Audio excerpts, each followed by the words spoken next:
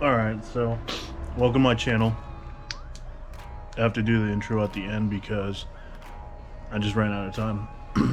I've also been working, so it's a little hard for me to do the video. But anyways, I'm gonna start it. This is my first video. The channel will be for you guys to enjoy and have fun. Feel free to comment, subscribe, like, all that good stuff. I'm not by any means an expert.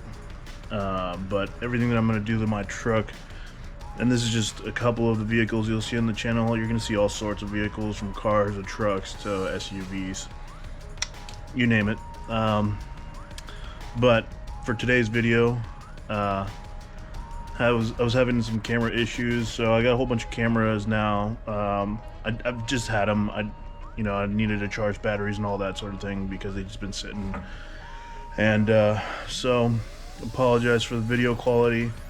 I was trying to take my time, again, because my thinking is that slower and consistent always gets the job done. The faster, the slower, because you're making mistakes, that sort of thing. Then once you get in the habit of doing things, you'll be faster at them and get it done faster. But that's just me. So yeah, go ahead and check it out, and I'll try and drop at least a video a week, if not more. Just a miscellaneous car, truck things. To clarify, this is technically a K, so K represents 4x4, C represents two-wheel drive, V represents diesel, 4x4 diesel, and then R is two-wheel drive diesel. But for whatever reason, a lot of parts stores catalog my truck as, or categorize it as a V1500, which is a quarter ton. So yeah. Alright, so for this brake change on a 1991 Suburban, it's a V1500. Should really be a K1500, but it's 4x4 anyways. Hex bit, 3/8, ratchet, some channel locks, some rags, brake cleaning fluid, and the appropriate brake fluid. You could also use a C-clamp, big C-clamp. This is just used to compress down the piston so that you can get the brake pads nice and flush, so that you can then put your caliper back on without having to scratch up the rotors. Alright, so what we got here today is a 1991 Chevy Chevrolet Suburban. This is it's kind of strange. V is rated for diesel, yet these always typically come up as V1500s, which is a quarter ton. Similar models. So K and V, the difference: K is gas, so naturally aspirated gas, typically 350 engines, and then the V is I believe that's a diesel 6.2, I think. I can't remember, but this one factory came with a 350 naturally aspirated. So yeah, V is 4x4, R is two-wheel drive. So when they're 4x4, you'll get a solid front axle, and when it's a two-wheel drive, you have independent front suspension, IFS. So we're gonna do the brakes today. Sorry for the lighting, but I'll take this off and then I'll show you guys. You don't need to take off this is a hub, locking hub for the 4x4. You don't have to take this off. You just gotta take the bolts out, take off the tire, and then we'll get to it. Alright, so first thing you want to do, you want to put a piece of wood on your jack. And we're going to jack it up by the axle. We'll put a piece of wood so that you prevent any stress on that axle. This will just ensure that you don't damage it in any way with the metal on metal. Alright, so here's my brakes. My rotor looks pretty good. There's no major gouges. Really smooth, so I'm happy with that. There's 2 pins. It's like a pin bolt, so it bolts up here. There's threads here, and then there's just a bolt that slides through here. Smooth bolt. This guy right here. This is an Allen. It's a 3/8. There's one on top here, and then there's one on the bottom that sits in here. Alright, now before you do this, before you guys go trying to take that off, it might be a good idea to pop the reservoir. That way, when you go to, say, this piston down here, well, you guys can't probably see that too good, but there's a piston down there. Basically, that piston will allow, that's what allows the brake to open and close. See if I can get a better shot. Okay, so right here. So that is your piston. That your brake line goes to the piston, and with the hydraulic fluid allows the piston to open and close based on the pressure. And that's what allows you to stop. So again, we don't have any major gouges. Brake pads, we'll see. I mean, they are kind of low. Not too bad, but we'll take a look.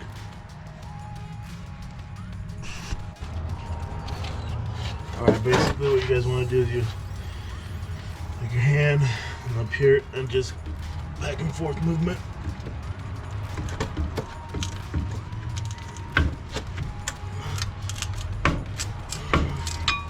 And then she comes out. Okay.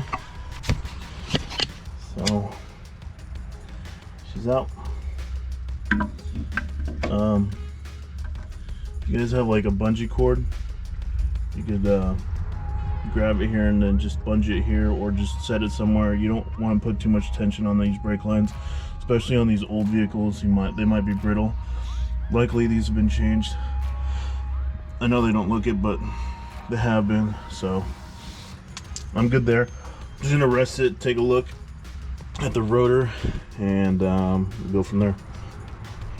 All right, so I just took off the back. The rotor's looking pretty good on both sides. It's not warped or anything, so I'm happy about that. So there's still a lot of meat left, you can see there. Not gonna take them in to get it surfaced or anything like that. That's fine, they'll do just fine. Later in the video, I'm gonna have to change my seals, or my U-joints, those guys here. So I'll do a video of how you take the hub out, and if you ever wanted to change the rotors, which I probably will. They're pretty cheap. Just a peace of mind. But if you're trying to save money, I mean, that's pretty good. I haven't decided, but the main reason we did this is because, I'm not sure if you can see, but there's a crack there and a crack there.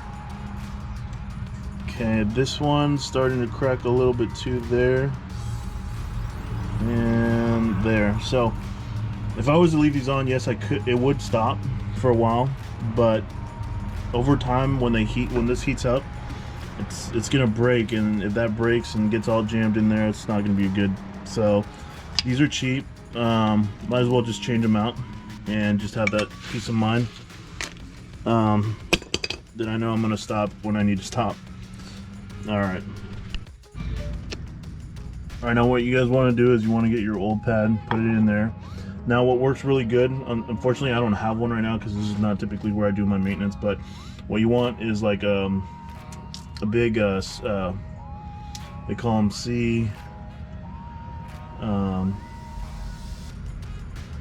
a C-clamp. A big C-clamp, put it in there, and then it has basically like a big thread pin that just pushes this down the more you tighten it. And so that works really good. They do make a special tool, but if you're not doing this all the time, get yourself a C-clamp, and that works really good. Or you could do like I said, some channel locks, and just squeeze that down try and get that as flush as possible. Alright, now I'm going to go ahead and clean off the brakes. Basically what you want to do is get yourself a nice good brake cleaner. I'm not sponsored or anything, but you know, cheap is good. And then this will basically help to knock off any dust, tar, oil, stuff like that. You want to hit both the caliper and the rotor. So this is the rotor, this is the caliper. I'm also going to do the bolts, spray that down, clean them off, get this as clean as possible. And then once that's done, we'll be ready to put the brakes back on, the new ones.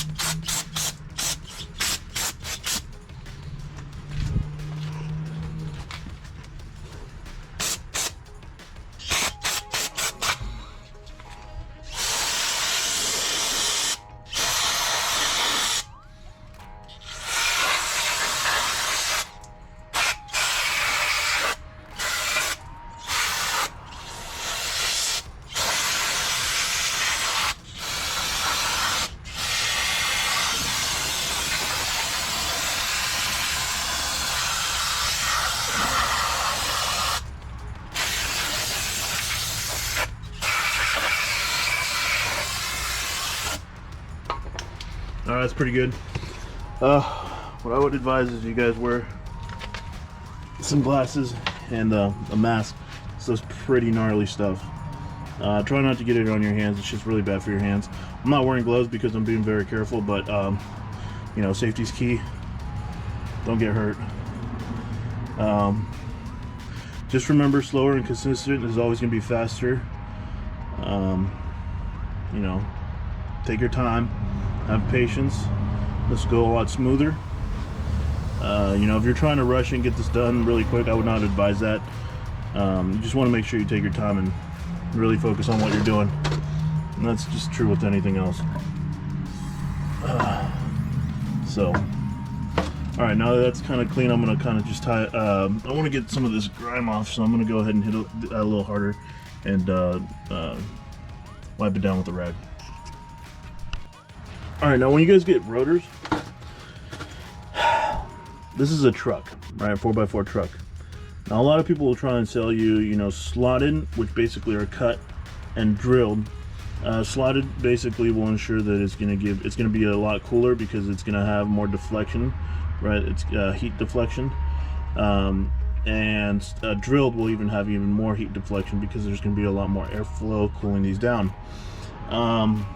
Standard, this is what they call a finned rotor. So air basically acts like a impeller almost and cools this down. Now for a 4x4 application, I would say stick to just regular rotors. You know, your basic flat rotor. If you wanted a little bit more cooling power for an off-road application, I would say slotted would be okay.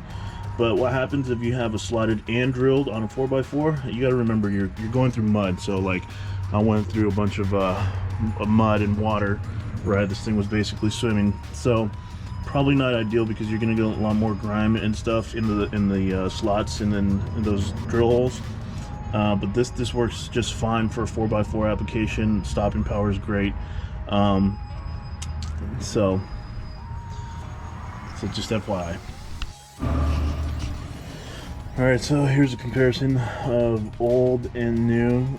Again, the old one still had a lot of meat on it, but you know, it was cracking already. It has stress cracks, so that's not good. So we'll get rid of that. But what you want to do is you want to just compare and make sure they're identical for fitment purposes. Some of these aftermarket companies don't really follow you know, OEM specs most of the time. What I've noticed anyways, for the most part anyways, what my experience. Not really. I'm assuming this is just paint coating. maybe when it got cut. But this line here, basically what that does is it traps any dust and deflects any dust from the braking material. So it's like almost like cleaning the rotor as it's braking. So that's actually kind of cool. All right, so what you want to do is you want to go ahead and basically put everything back how it was. This is the front, so this is going to sit like this, and these little tabs right there lock that into place on both sides there. So again, test the fitment. No, it's not. It's pretty sturdy. It's not going anywhere once the pin's on. And then this is the back. So same thing. Okay. Alright, so here's a little nice tip for you guys. So there's this sleeve right in here. Let me see if I can try and position this light for you guys. You guys can hopefully see. Alright, so there's a sleeve in here that holds in the bolt. That sleeve can go in and out. Sometimes what happens is if the sleeve is pushed too far in, you can't really get it to line up with that ledge right there. It'll kind of like when you put the caliper in, that little sleeve, if it's all the way back, it prevents it from you know, going in, because it's now hitting on that edge right there. So the other thing too is if you guys are having a hard time trying to get the piston to go flush, is that's a 10 millimeter. You just back that off a little bit. Now be careful, because as soon as you apply pressure on the piston, that will squirt out some brake fluid. So just be careful with that. But we got our new brakes on. Now I just got to put the bolts in. What you guys want to do is you want to utilize, you want to get some anti-seize. Basically what that's going to prevent is it's going to prevent it from corroding, the bolt from corroding. This is a good stuff because it's got high temp, so there's going to be a lot of friction, and the friction creates heat, so there's going to be a lot of heat on here. So we want to make sure that we're using a good high temp anti-lock, or I'm sorry, anti-seize lubricant on that. Alright, you guys don't have to go crazy with this stuff, but basically that's what it looks like once it's lubricated. Put a little bit on the other end too. There's no threads on this end, but it's still going to have some contact there, so I just want to make sure that it's a little bit more protected. So let's get to it. We're going to put these bolts back on. I'm not sure the specs on these, but you know, I would say probably German specs are good and tight. So yeah. As you guys start screwing that pin in, you want to make sure that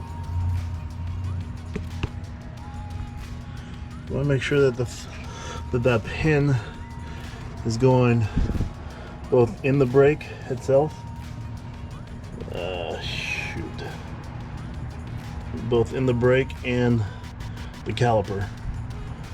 And that will ensure that this caliper doesn't go flying off, or your brake doesn't go flying off. It wouldn't go flying off because there's these safety tabs up here, there, and there. But just that's what you want to make sure that they go through there. So, all right, so there you have it. I've verified that the pin is not all the way out. It's not going to go all the way out. That's where you want it. Okay.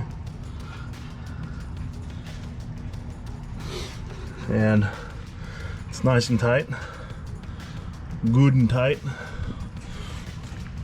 Now I'm gonna bleed the brakes, show you guys how to bleed the brakes.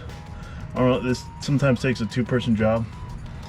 I'm sorry, this sometimes takes two people to perform this job, but it's only me, so I'll show you if you're riding solo how you can accomplish this by yourself.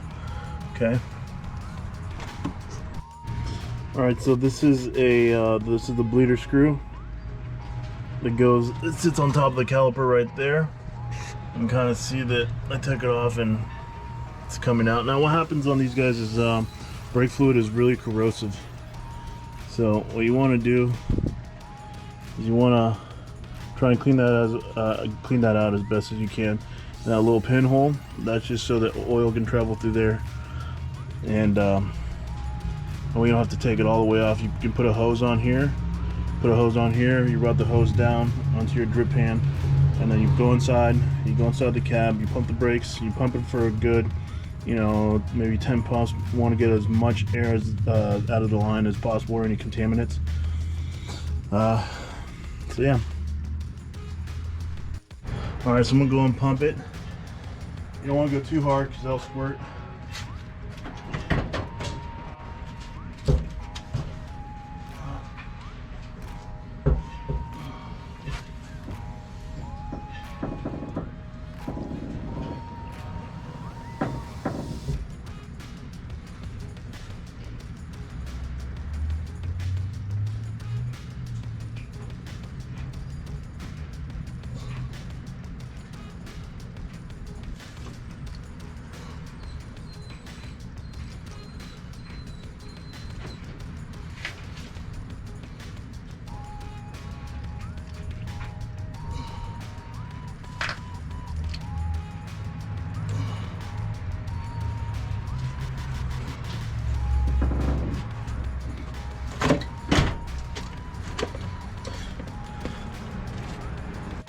All right, here's the reservoir. The front container, or front section, is for the front brakes, and then that, of course, is for the back brakes. You want to make sure that you are following your fill lines. Okay. So here's a really cool trick for those of you who struggle trying to get these guys open. Let's see here. I'll try camera this way. All right, you just like a ninja.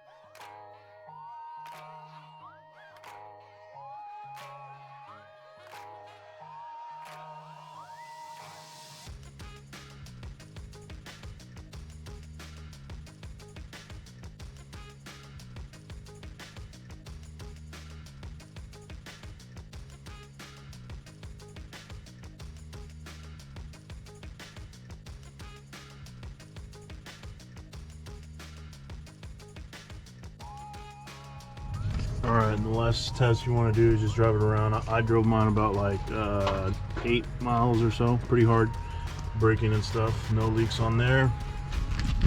And then we don't have any fluid leaking down there or down there, so we're good.